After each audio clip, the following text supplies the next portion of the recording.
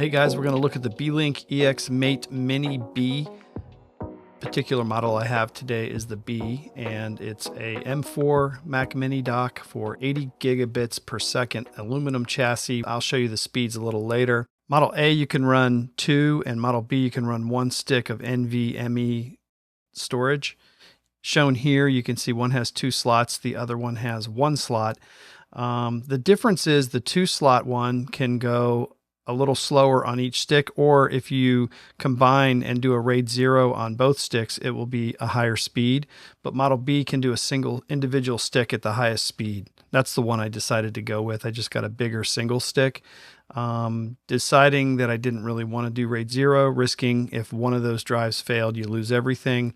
So I just stuck with the Model B. On the rear port, you have a USB-A 3.0 port starting from the left, and the next one over is your 2.5 gigs Ethernet port. You have another USB-A 3.0, which I really appreciate having these legacy ports because it does come in handy sometimes. It puts the audio jack on the back, which is great, and here is your 80 gig port right here. And then finally, you have power input, and you can use supplemental power to ensure that the stable operation of different peripherals is going to be seamless. It's minimal, it looks great, it's aluminum, the color matches perfect, it lines up perfect, it's really awesome. Has its own cooling fan, I haven't heard it yet, so it must not be very noisy or coming on.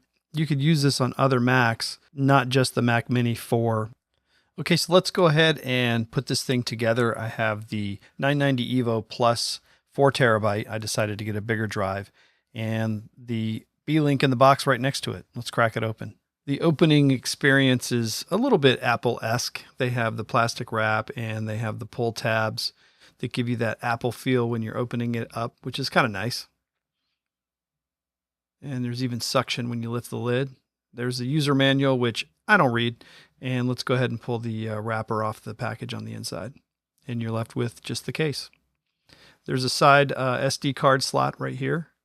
And there's 2 connectors. One is set up for when you set the case on top of your Mac, and the other one is when you set it on the bottom. And we'll just pop off the 4 screws on the base plate. Take off the base plate, and there's 4 more screws for that heatsink plate there, but I had to look at it for a second to figure it out. Pull those screws off. They're a little fiddly, so you might have to use tweezers or something to get them out of there. And you pull that plate off, and there's a little connector that popped loose when I pulled mine out. So it kind of freaked me out at first, but I figured it out pretty quick. It's easy to plug back in. You just remove that, and there's a heatsink tab over on the left. Once you take the retainer screw out for the NVMe drive, you line up the notch in the drive, and you make sure you put it the right side up. So you want the part that's going to need the heatsink up. Slide it in place. You can really only put it in one way, and then you put the retainer screw back on to hold it down. Get the plate that goes on top, the heatsink plate, and peel the plastic off and put the 4 screws back in place, stabilizing that back down on top of the NVMe. Make sure you don't cross thread the screws, and make sure that little plug is plugged back in. You can see mine had a little bit of leeway to go back in. Excuse my head there. Put the 4 base plate screws back on. Once you get all 4 of those on, you are ready to roll with the little rubber foot pads. Mine came unattached. Some people have to peel theirs off, but mine was not attached. So you just peel and stick. Pretty easy to put in there. And once you get it all nice and snug, it's stable, won't wiggle, and it's ready to go. You put your U-clip and position your device where you want it and plug it all up, and let's do some testing.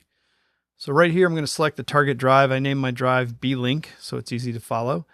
And I'm getting pretty good speeds. You can see I'm pulling 3184 write and 3082 read, and that's pretty consistent over and over and over again, which is in sync or as fast as the drives that are inside of my M4 Mac. So it's awesome. I'm really happy with this. Now the Sabrent I was using before, this one's a little slower. It was still fine. It performed perfectly well. It just runs at about 1500 write and read speeds. And this device is double. So there you have it. So there it sits. You can see when it's on the desk, it really doesn't draw much attention. It has matching light, matching color, and it has the SD card there on the side. You can see right back in there. It's not too bad to get to. It's a little awkward. And you have to put the card in upside down, which always bugs me. All in all, I'm very happy with this device and the way it works so far. I haven't used it long term, but we'll see how it holds up. If you're looking to increase your hard disk drive space and not pay the price that Apple wants you to pay, this is the perfect solution.